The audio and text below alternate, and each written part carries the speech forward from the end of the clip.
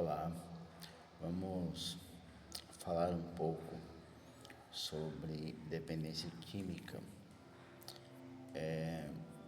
e sobre o que é um tratamento humanizado para a dependência química.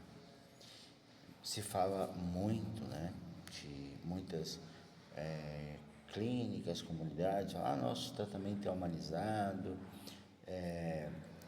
a gente tem uma responsabilidade muito grande e tal. Então, o que é ser humanizado no tratamento da dependência química? A primeira coisa que é imprescindível para nós da saúde mental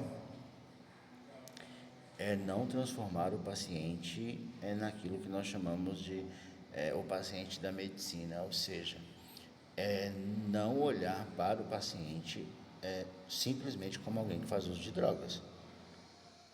Um tratamento humanizado, ele deve, ele tem por obrigação ouvir o relato desse paciente do que era a vida dele antes das substâncias, como que foi a vida durante o uso das substâncias e como que será a vida a partir deste momento onde ele está fazendo um tratamento para recuperação.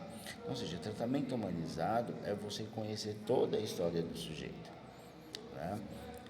Porque existem muitas coisas que nós sabemos que tem raízes lá na infância. Existem muitas coisas que têm raízes na adolescência.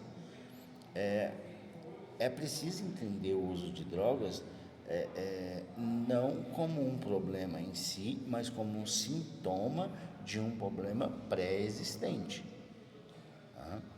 Todos os pacientes que nós atendemos no consultório e nós vamos ouvir o discurso desse paciente, existe sempre algo do passado que está remetendo esse paciente ali para o uso. Então, nesse sentido, o uso de drogas ele tem a função de anestesiar uma dor que esse paciente, na maioria das vezes, não consegue verbalizar. Então, é preciso a gente entender isso. Depois, o uso de substâncias, segundo a Organização Mundial da Saúde, é um transtorno mental e comportamental induzido pelo uso de substâncias, ou seja, é uma doença. Então, ninguém usa droga porque é vagabundo, falta de vergonha na cara ou porque não tem moral. Isso usa porque tem uma doença. Então, como eu disse, tem lá atrás um episódio que marcou, que doeu, que ele não conseguiu entender, que ele não conseguiu simbolizar, e aí quando ele não consegue simbolizar, nós estamos falando de trauma. Então, quando ele chega na clínica, esse paciente ele tem que ser ouvido na sua completude. Ele tem que contar quem ele era antes do uso da substância, quem ele foi durante o uso e quem ele pretende ser pós o uso, pós-tratamento para recuperação. Porque muitas famílias, isso é muito mais comum do que parece, e às vezes eu posso chocar os senhores e as senhoras que estão me ouvindo, mas a maior causa de recaídas, de volta ao uso, é a família. E por que é a família? Porque o paciente ele passou por um tratamento. Então ele aprendeu ferramentas, ele aprendeu a comportar, ele aprendeu o que ele deve evitar, ele aprendeu como viver sem a droga.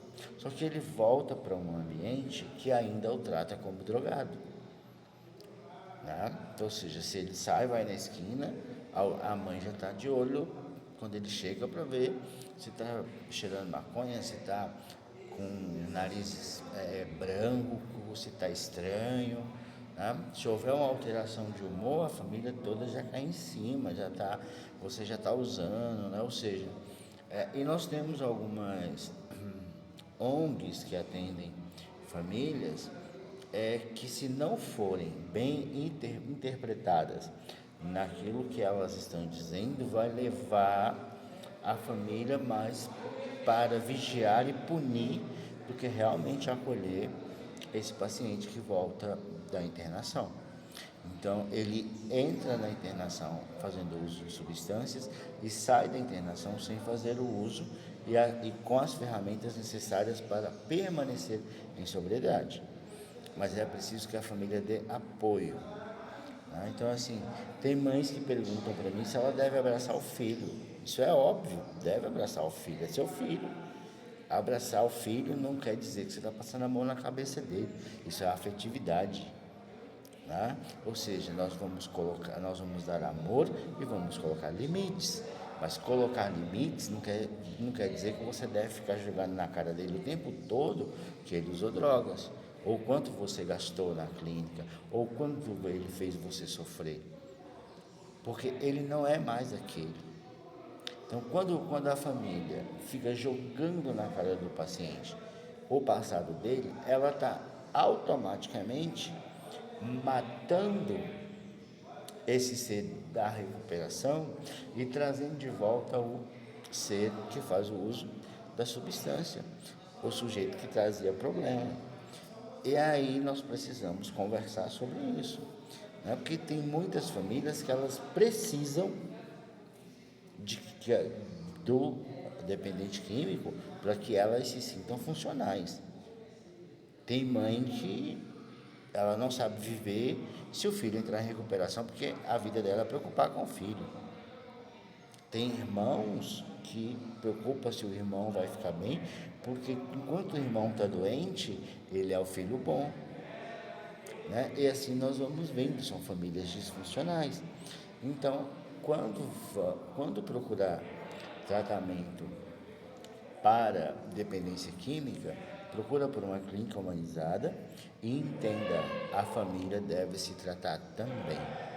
No período em que o paciente estiver na instituição, a família deve procurar ajuda psicológica para poder aprender a lidar com este sujeito que volta e que agora está tentando uma vida sem fazer uso de drogas. Tá? Então, fica aqui a minha recomendação.